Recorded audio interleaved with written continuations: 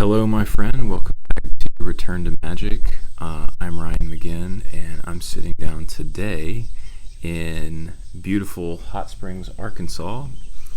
We got a little place tucked away in the hills here on Lake Catherine, and today I'm sitting down with my brother and one of my favorite people in the whole world, Patrick Maginn.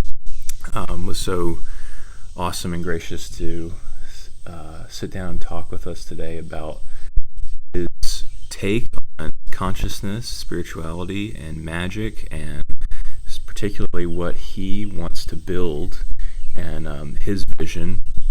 Patrick, you want to just say a little bit about where you're from, who you are, and what you're trying to build here? Yeah, absolutely. Yeah, so my name is Patrick Maginn from Memphis, Tennessee. Currently working in the trades, specifically water mitigation. And yeah, my vision is to build a trade school to help those that are kind of smart enough to go to college but realize that the price is out of whack and not going to get too much real life experience in college. They're just going to get that college experience. So I just want to create, an education system that gets, young men, young women involved in trades. I think that's an awesome vision, and it was really interesting because you had kind of talked to me. We talked about this a little bit over the phone over the past few months and maybe years, and I feel like it's slowly kind of gotten more crystallized. Like you had a more of a general idea, like a vaguer idea, like, yeah, I need to be in nature. I want more land. I want to do something more self-sustaining. I like growing my own food. I like mushrooms. I like not the trippy mushrooms. Yeah, I've never done trippy mushrooms. Not the trippy mushrooms, just the right.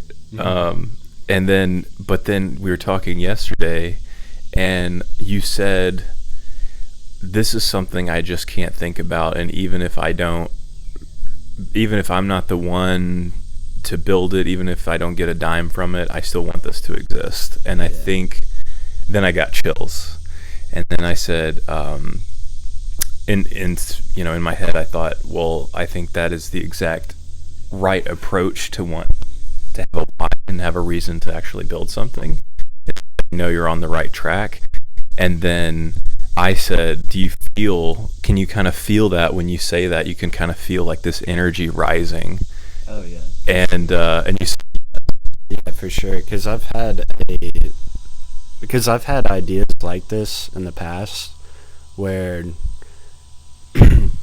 I wanted it to exist and didn't really have the resources to make it happen.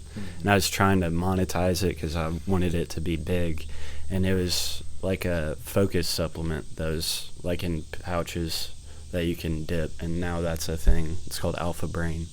But I had the same idea, probably years back, but didn't take a part of it. But I was like, I think it's really cool because I use nootropics, and I like the coffee pouches, nicotine pouches. So nootropic pouches was like, I wanted that to exist, and it's happened. And, I talked about it to several people, and now that it's a thing, it's like, sweet. I think that's really cool, and I want to talk about how that is kind of it's more of a higher form of purpose and motivation, because you're not in it for the money, really. You're just saying, I want this to exist, and if I'm a part of it, great. If I'm not, awesome, it exists, and I want that best for that person. But I want this for the benefit of me and the benefit of the people around me and the people that I love. And I just think that's such like a cleaner motivation. Like, that's going to be a pull for you in life. And I guess for people watching this, how do you feel like we can all get to that next level of, hey, I'm not just doing this for a paycheck? Because there's a lot of entrepreneurs right there, and I think taking care of yourself and your family and money is important. But once you're at that level of, hey, I'm doing well, I'm doing good, how do I get to the next level of what's deeper, what's next for me from like a meaningful and a purpose perspective? What would you say to those people? I would say find meaning in the stuff that you already have. And like a great exercise, if you watch any like self-help videos or read any self-help books, the grateful practice, name 3 things you're grateful for. And ever since I started doing that, my life has just been like, I've been very content with life, because it's like, all right, I got my health. I woke up today. I have decent hygiene today. I can smile. And like, even in high stress environments, like being stuck in traffic and you're late for work, start naming gratefuls and it just disappears. You're not stressed anymore. You're like, oh, well, I have a phone. I can listen to podcasts. Then it just disappears. And then also, too, to not, like, doing something for a greater purpose, like not for the money, I will still benefit from that idea, even if it's not monetarily. Because it exists, I think most people will benefit it, because there's more people doing trades, and there's going to be a healthier look on trades and people that are in trades. Because people in trades, they get like a negative rap, and it kind of is like a mind disease to them, because they think that they're dirty, like as themselves are dirty, or rough, rugged. And it's, you didn't go to college, you don't have like a higher education, and you're stuck making a paycheck, living week to week. Yeah. And so if I think people that will be involved in trades and having a different mindset, and it'll be looked at differently, I think everything will change after that. I think that's so beautiful. I think it's such a beautiful vision, and I think, like, from a timing perspective, it's so beautiful and it's so great and perfect. And I always think of the concept of like synchronicity, divine timing, kind of perfect timing kind of thing. And I think from the environment perspective, like, you're in a place where you have a certain lived experience that matches who you want to serve. And because you have that lived experience, you're part of that community, and you have that tactile grit of, I relate to you, I see you, I'm part of this group that we're trying to help. And from like a timing and environmental perspective, it's like, okay, you have college tuition at all-time high. You have folks that don't want to necessarily go that route because they've seen kind of like the millennial generation, or at least a good portion of them, go into egregious amounts of debt and not be able to pay that sometimes, and still have these loans hanging over their head. And you see like another path where maybe someone's passion isn't doing kind of this like traditional white collar work anyway. I like working with my hands, I like doing what I love, and I want to go this way, but there's not really like a clear path for it. And then there's also not like a big supportive necessarily community around it. And then from a broader perspective, I think what you're describing, like that mental disease, like not that there's anything like that they did wrong, but it's almost like from a society's mental disease of like looking down on certain people that come from a different class or background. Like what I feel like it's you're describing is like a kind of a classism even in America, where it's like, oh, you didn't go to college. Can you kind of elaborate on that? Like what is that? Because you have like a different background. Like you didn't go to college, but you have an amazing success story. Like you have a great paying job, and you have your own place, and you have your own family, and you're very successful. And I think that like your story is almost like getting your story out there is like you can put success in your own terms. So like how do you incorporate your story, and is that what you're kind of describing is like, what is your take on the whole like class structure of what we're seeing in society right now? I think it's a misconception of having a higher education means that you will have a better paying job, and that's the more I experience the real world, the more I find out that that's the furthest thing from the truth. Yeah. Having knowledge is a good tool to have in your tool belt, but no, it's not the end all be all. And but because it's a belief system in like culture or in an individual that I didn't go to college, so I'm not gonna get a good job, it becomes true because they believe it.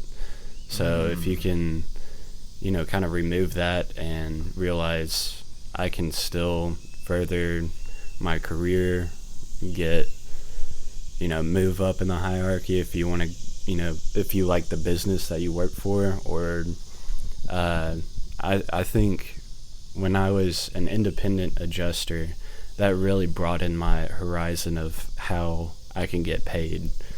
And I don't have to be an employee, a W-2. Just having a different tax form at the end of the year really just opened up my eyes, and it got me looking into, all right, reading Rich Dad Poor Dad. I know it's like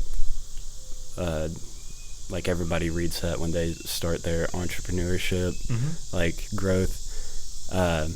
But yeah, that employee, what's the 4 quadrants? It's like employee, independent, investor, and business owner, self-employed. Yeah, self-employed. So when I was an independent, I was self-employed. I was working for myself, but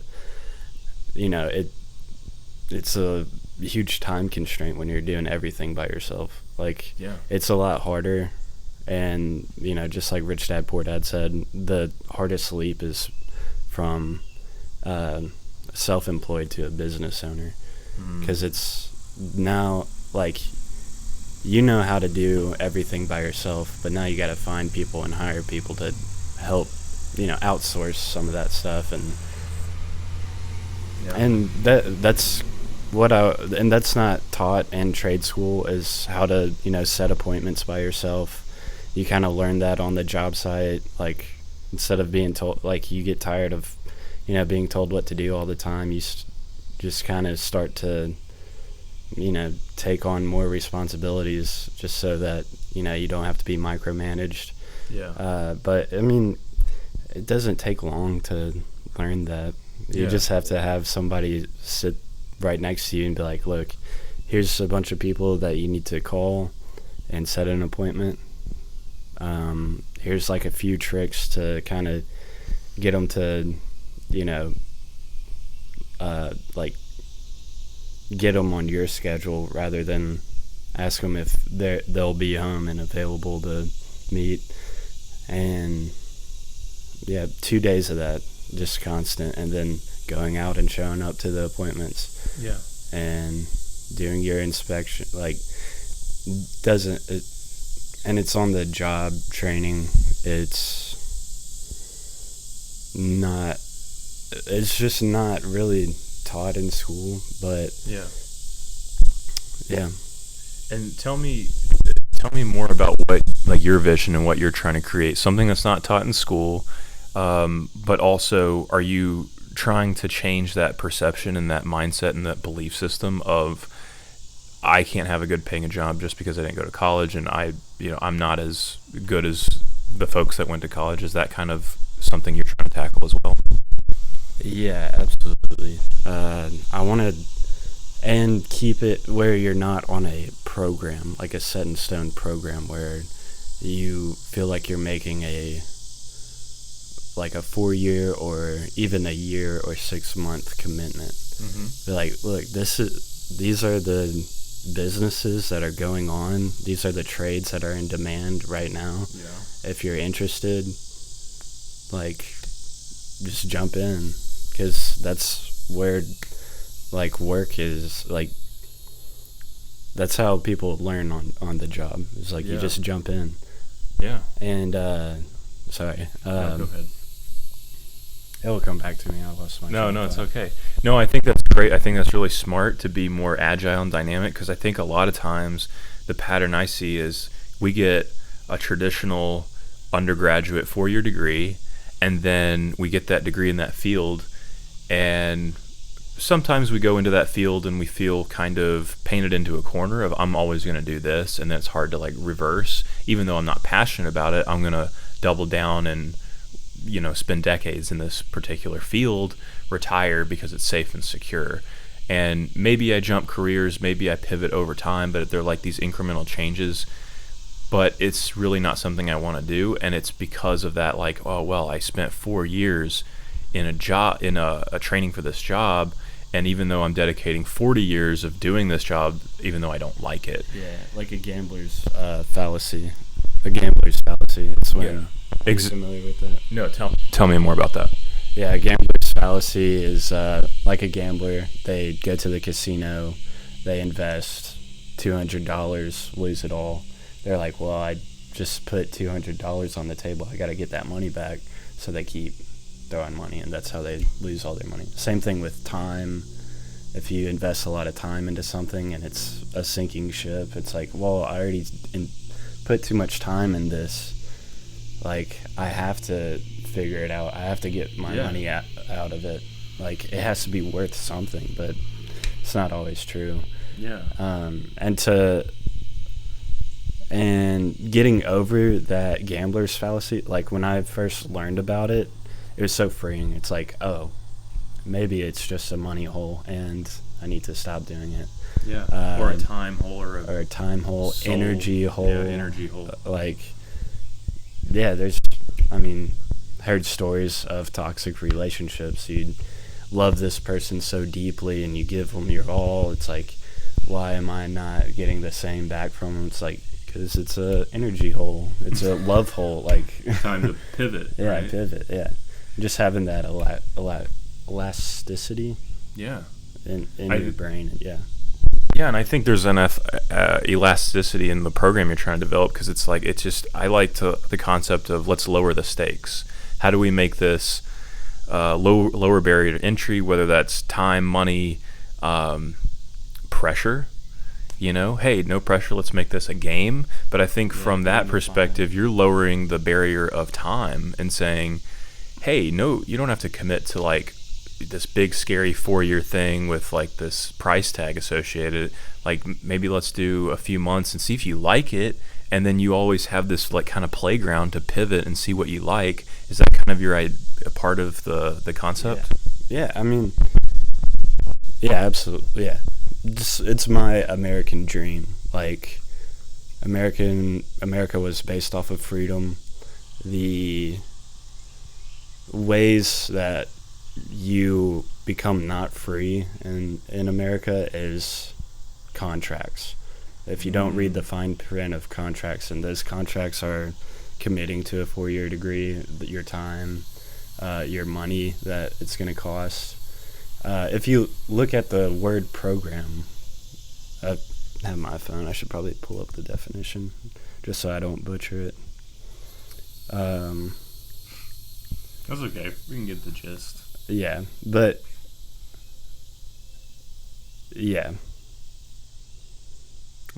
you become programmed for over a set of time and money, and you're giving up your freedom for that commitment. And I just think that's the way the world should be. Is like, look, here's people that are willing to teach the trade, the all the ins and outs of this, and just linking those people with those people that want to learn. But yeah, my vision is compound styles and people living on a ranch, kind of like if you ever went to summer camp, but instead of doing little arts and crafts through the summer, you'd do little big boy projects of arts and crafts. Building metal structures, masonry work, fences, ranching, farming, and learning how to monetize it if you really want to.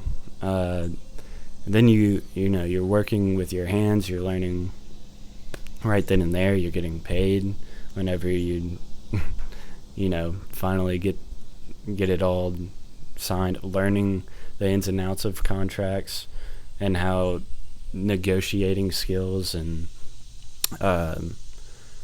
getting on the freedom side of the contract rather than the lack thereof. It's really impressive. And then yesterday when you we're kind of spitballing ideas and you're kind of pitching the whole vision, it was, I think you said something like, everything they didn't teach you in school, I want to teach.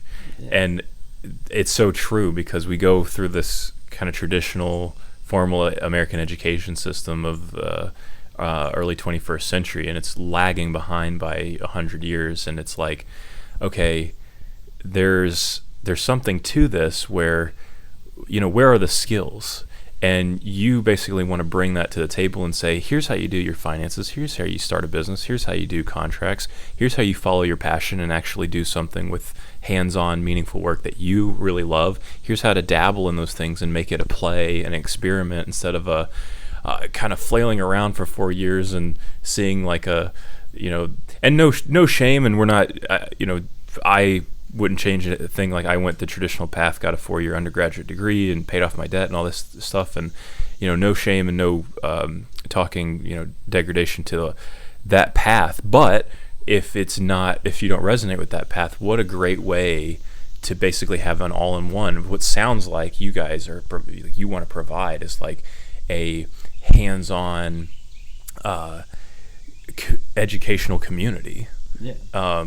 Living basically room, board, community, networking, education, mentorship, on-site training and real-life experience and apprenticeship. And I just think that if it does exist, maybe it's not as at the very least it needs to be more well-known, right? Like, and I think that's such a cool thing. And then also the power of being out on kind of your own compound, like being in nature, being on like in a environment where like the nature can really support you, like being that energy where you can kind of take a step back. And you talked a little bit about this, but can you tell me that story again, where you feel like you had that moment of clarity by taking a step back from the busyness of society and like the city and all that energy to step back into nature and kind of have a calmer mind and have a clarity of vision? Yeah, I mean, anytime you vacation out to a cabin in the woods, in the mountains, a lake trip, a ski trip, like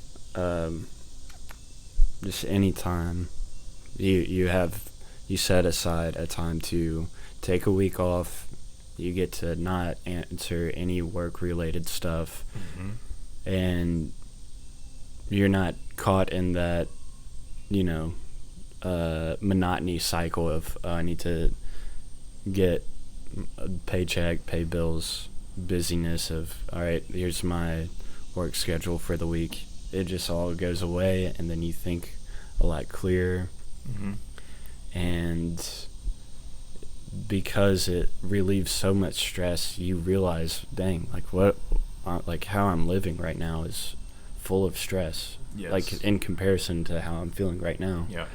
And because that state felt so good, I was like, there's got to be a way to make this my living. Like, how do I make this my emotional reality? Yes. Like, and then when you ask yourself questions, you'll be surprised the answers that you come up with. Like, all right, how can I make this an everyday reality? Well, I'll probably have to get a job here. What kind of jobs are out here? Well, there aren't any. Well, there's a lot of opportunity to create jobs here then. If there's not any, you just kind of, like I do this thing where, like, flipping the perspective on stuff. It's like, oh, there's no jobs here. Well, there's plenty of jobs here. Really, if you think about it. If there's no jobs, it means that there's a high demand for jobs. So Smart. start creating jobs. You're flipping the script. Yeah, flip the script. So, and yeah, and one of my favorite Bible verses, roughly paraphrasing, it says, "Ask nature, and she shall tell you." And I remember hearing it, and I was like, "What does that mean?" Like one of my mentors at the time, when I was in, a cult, but that was a good cult for the most part. They preached a lot of hate, but I learned a lot. And one of those things, I asked my mentor like what that meant, and he was like, "Well, it means a number of things. One, it's like for hunters, if you see like a scavenger bird, you know where that's where like a dead animal is. So if you see like, blackbirds like hovering around a house, it's usually like somebody recently passed away there, and you need to alert like authorities to check in on them." Wow. Yeah, and if you see hawks, they're probably scouring over some, mini animals, so you could find rabbits wherever they're flying at. Another thing, and this is like one of my favorite parts of the meanings of this one scripture, is a lot of inventions were modeled after nature. Like you think about like a suction cup. It's modeled after, an octopus's tentacle. Yeah. The camera, the lens is modeled after your eyeball. Yeah.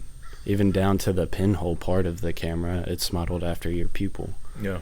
So so whenever you start when you're in nature, you're like, wow, like, and you get out of that mindset where there's one answer for a specific question and start taking in abundant of answers and solutions to your question. There's no limitation to how much you can learn just from being in nature and meditating.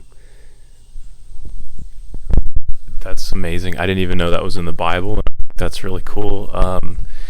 I'd never heard that one before. Do you remember what book and verse? No, I could look it up real quick. I think that's so cool, because I think a lot of people go to the Bible and you hear like the most common ones and the traditional ones, and like John 3:16 and all this, and you see them on the billboards and things like that. And of course there's a bunch of stuff that's taken out of context, but I think there's like a lot of deep wisdom that's not only from like just indigenous societies, like even outside the Bible, societies that were like didn't write stuff down. I think that they use that truth and that kind of that mantra of like, yeah, there's answers in nature. Like you ask and the mother will give it to you.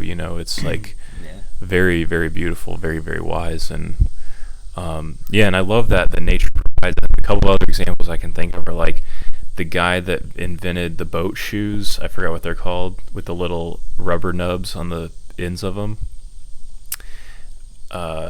They have the little grips. He was slipping on ice one day, and he noticed that his dog didn't slip on the ice because of his pads. Because of the paw pads. And so like those boat shoes are modeled after dog puppy paw pads. And so he just put the puppy paw pads underneath the shoe, and there's like doesn't slip on a slick surface. So Velcro, I think, was the same way. The guy saw the burrs on his socks when he was hiking through the woods, and then he looked under the microscope and found that the burrs were actually tiny little hooks, and then the sock was a little loop. So he did the hook and loop style and then did a Velcro out of it. So yeah, I love that all the natures are there. So it's not really humans discovering or inventing, quote unquote, inventing anything. It's just using what's already here. And using that exact mantra of, hey, nature's got the answer for you. So that's beautiful. Yeah, like if you look into the divine creator theory, or intelligent creator theory, it's like, it's going to be an ongoing controversy till the end of time, because there's always going to be people mad at God and want to not be held in restrictions to what they perceive are a rule book. But it's the more that they observe like nature, and like modern technology, they realize like if we are the creators, we're modeling it after a more advanced higher creator because they're looking at nature. It's like no, and that's basically what the theory is. And but the scripture, it's Job 12 and 7. I'm going to start at 6, though. It says, the tabernacles of robbers prosper, and they that provoke God are secure, into whose hand God bringeth abundantly.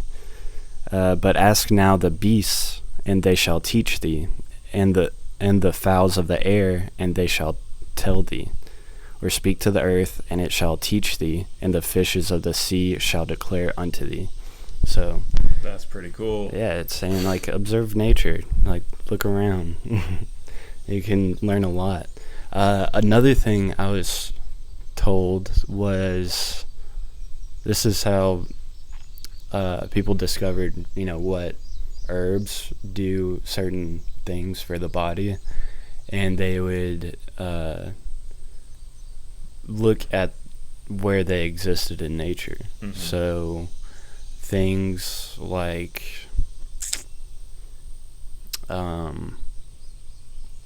things that survive in different climates, and like I'm trying to think of an example.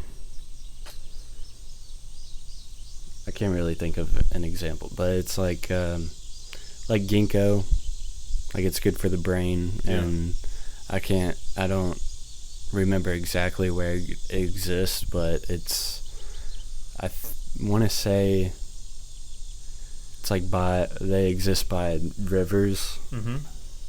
And this could be really wrong, but the rivers are similar to your nervous system. Yeah. So like if you look at the way rivers run on a map and your nervous system, they kind of look the same. So they started taking ginkgo and realized that was better for your brain. It's something along those lines. Yeah. But yeah, that's same cool. thing. Same kind of concept. I've heard something similar where it's like if whatever the food looks like in your body, it's good for that organ. Like the walnut kind of looks like a brain. Yeah. It's good for your brain. Or like the kidney bean is like good for your kidneys. I don't know if that's true. Don't fact check me on that, but like I think it's a kind of a cool thing if that's true, if that's real. But yeah, there's a lot of cool stuff where there's a lot of I also like to think of like I saw this infographic one time online where it was like the microcosm looks exactly like the macrocosm, and it was something like the neurons in your brain look like if you zoom way out in the universe, it looks like the nebula. It looks like a nebula of stars or something like that. And there's also, I recently, when I was in Germany, sorry to cut you off, one of the only channels we could watch in the hotel room was like NASA, because it was like the only thing in English. And they observed a lightning storm from space, and it looked like the same thing. It was like just neural pathways. Yeah, I think that's awesome, and I think that I think that Earth is a living organism, and I think we're all part of it in a way. It doesn't have to be this separate thing like I'm an organism and it's the environment. It's like if you zoom out, the whole entire Earth is an organism, and Mother Nature has Mother Earth has a ecosystem, which is the solar system, and then you zoom that out, and ultimately I believe it's in the universe, the one verse, it's the one organism, and I think that that's a really cool way to look at life. And one other little factoid that it blows my mind, but I read somewhere that proportionally the same exact size ratio of a cell to a human being is a human being to the Earth. Yeah. and you can almost think of like us as like a certain kind of cell in the earth. Like some are stem cells, some are muscle cells and whatnot. Yeah, we're like brain cells or communication cells or blood cells. Yeah, we're some kind of specific type of cell to Mother Earth, and trees and mycelium, they're different types of cells, and we make up organs and systems within this living, breathing creature that we get to live inside, live cocooned in, and that sustains our life. And I don't know, I love thinking about that way of like the interconnectedness of life and kind of the sanctity of that. I think that's really cool. Yeah, I agree. But I love getting philosophical about it and spiritual about it, but going back to your vision, so tell me more of like, okay, so someone's listening to this and they're like, okay, I really like this, I want to keep tabs on this and where you're at. So where are you today, and where do you want to go as far as this vision that you have? Like maybe start with, if you haven't already, maybe we can get an elevator pitch, or kind of a rough draft of an elevator pitch of like, you find a guy with an investor with $1 billion and you sit down with him, or you're on the elevator with him. What would you say to him? Say, hey, I'm building a barn dominium that's going to house about 20 people, and I'm going to teach them how to build self-sufficient homes and compounds, barn dominiums, and teach all the trades: farming, ranching, fishing. And I want to do it in every state and learn and teach about every state's natural resources and how to monetize it no matter where you live in the state. That's beautiful. That's awesome. And then do you have a working name for this concept? No. And I don't think the name matters right now. No, sure. I mean, Sure. It could be, you look at colleges, they have pretty unoriginal names.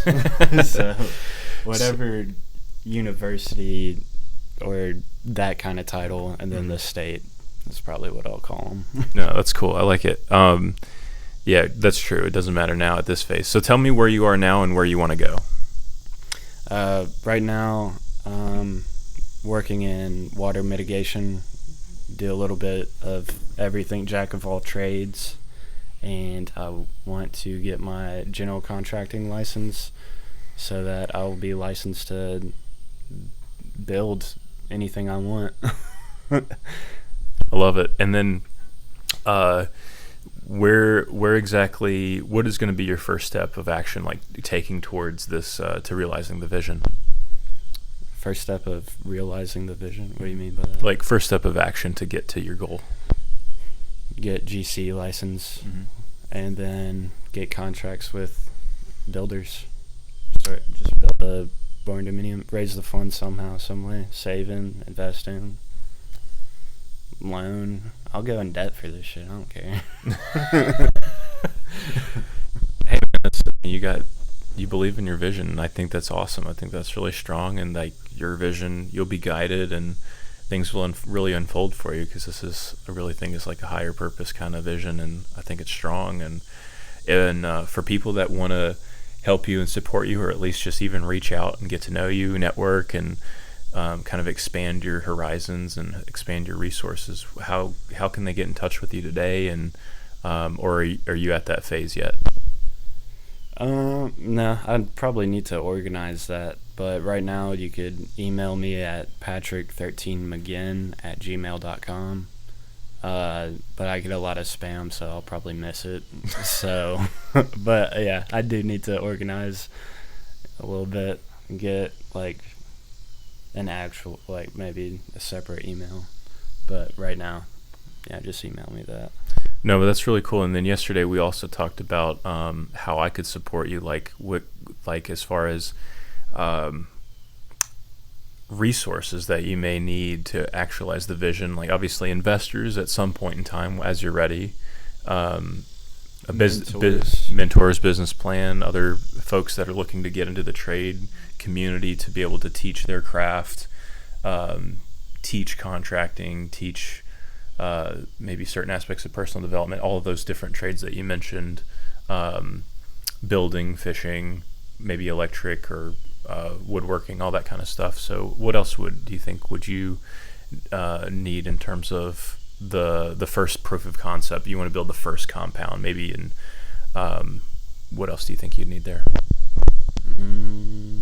Just a network of people that have built those kind of structures already, and then that's pretty much it. And then probably figuring out how I can help them in the process too, because whenever there's a win-win and everybody's happy, then it's kind of hard to say no to. So. And then tell me about like a day in the life, like if you were kind of explaining this to someone who's kind of lived your life experience of like their, late teens, early 20s, and they're like, I don't want to go to school, but I also don't want to work like these minimum wage jobs for these major corporations I'm not really passionate about. I want to do my own thing. I want to do something that's like more meaningful or hands-on, something I'm passionate about. I want to do a trade.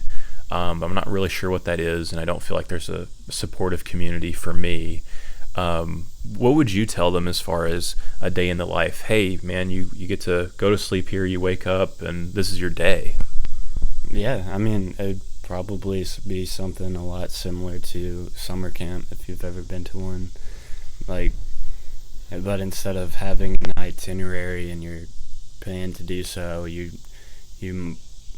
and doing like an itinerary of like archery this day at this time, and then arts and crafts. It's like you get to wake up, you can go to archery range, you could learn about aquaponics at the aquaponic garden. There's a workshop if you want to get into mechanics or build there's construction zone over there. They're building a new barn dominium over there. And whenever you get to a good stopping point of whatever you're learning or working on, I mean, it's a playground. I think you should, and creating that mindset of looking at the world as your playground, and whatever you want to work on and hobbies you want to enjoy. I think it's brilliant. So it's like a summer camp for trades. Yeah, but not just summer. It's like winter too. Yeah. Like I want to build it, and I think it'd be really cool to like have the same kind of concept in the mountains somewhere, and you can go skiing part-time when the season's right. And I love that attitude of really keeping it light and fun. And I think it really evokes really like fond memories, especially folks that went to summer camp or went to some kind of, went out to the woods or the park, the national parks or something like that. It kind of evokes all those childhood memories of just, hey, we're free, we're playing, we're having fun in nature, but you're bringing that energy into a place where they can actually build a future for themselves, and I think that's really beautiful. Yeah. I mean, I think that's the key, because that's the way you learn best too, is having that elastic, playful mindset. Things just come to you naturally and stick whenever you're having fun. And you're not in survival mode, you're not in stressful mode, you're around a community of like-minded souls, and you can always, hey, let's take a break today, it's Saturday, let's go to the archery range, let's go fishing, let's go, I don't know, what do you have planned, a four-wheeling and mudding or whatever you got. Yeah, and because there is a pretty toxic mindset in trades where it's like if you're not doing anything or doing it fast enough or efficient enough, then you're lazy. And it's mind-boggling to call any blue-collared worker lazy with having to do anything in the conditions that we do. Yeah. It's and when you have that, culture at a job site, big project or small project, where somebody's busting their ass and they get called lazy, or back in my day, I was just doing it 4 times worse, it was 4 times hotter, and I was doing it faster than you. It's like, no, I want good mentors there, and Good.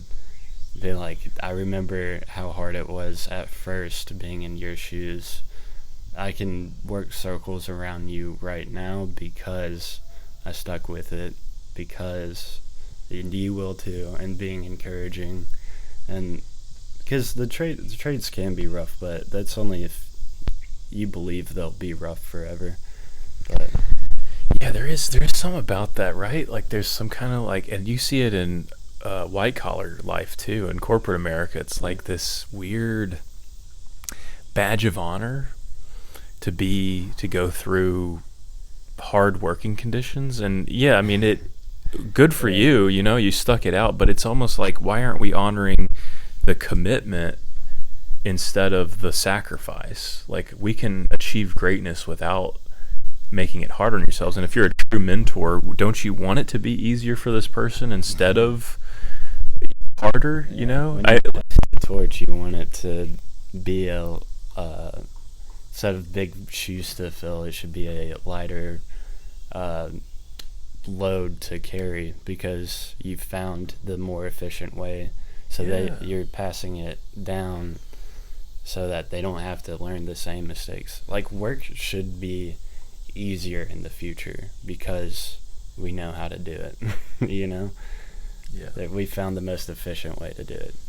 And right now there's planned obsolescence, which is manufacturing products so that they malfunction in the future, and that's in any type of lights, that's in cars nowadays. I've noticed that most repairs I do in houses are revolved around the same issue, and just getting that like abolished would be huge. That because there's another badge of honor mindset of working overtime and really burning yourself out in blue collared work. Waking up at like 5 and not going home till like 9:30 at night. It's like, oh, overtime, getting that big boy pay, but it's like you're screwing yourself. Like, you don't have to work that much. But yeah, removing planned obsolescence would minimize those work hours, because if it and cost too. Like, I know companies put out planned obsolescence for a profit, but really it's making people work for no reason. It's very avoidable. Yeah. Like, it's like a dick move. It's like planned obsolescence to me is like, oh, you don't have a job, let me throw dirt all over the kitchen so you can sweep it up, and then you'll be employed. And I think that's what planned obsolescence is. It's like, no, if we don't have to work, we shouldn't. Like, I remember I read an economics book, and there was I may be botching the story and the line a little bit here, but the gist was there was a famous economist or some kind of American businessman goes to China, and they're trying to increase the employment rate, and they go to this work construction site, and he's like, well, if you're really worried about employment, then replace all the shovels with toothpicks. Yeah. Yeah. So it's like somehow the human race got to this place of like the greatest honor or like some kind of virtue is hard work. And I do believe that sometimes it can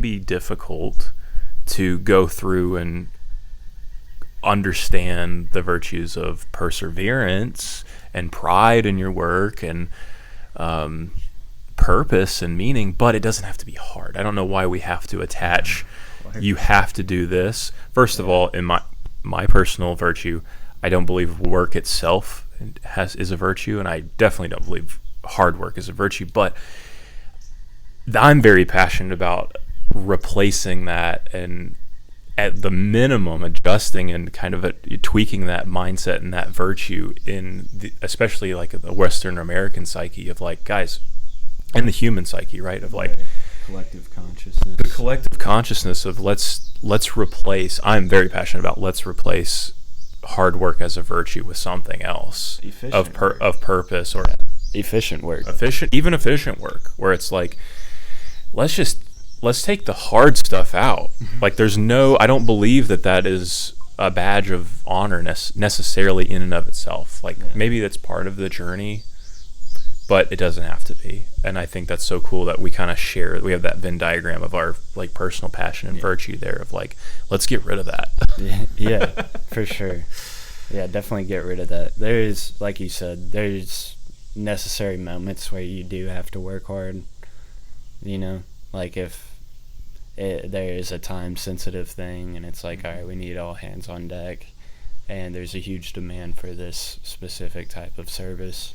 Yeah, you're gonna have to work harder and probably work later hours, but sometimes even that's not necessary to push yourself to exhaustion. There are better ways, smarter ways to combat that, like have a on-call schedule and different shifts. But yeah, I mean, kind of stop working so hard. Hey, stop working so hard. Yeah, because I also heard. Tell everybody out there. Yeah, just quit working hard. I heard this one philosophy. It's called the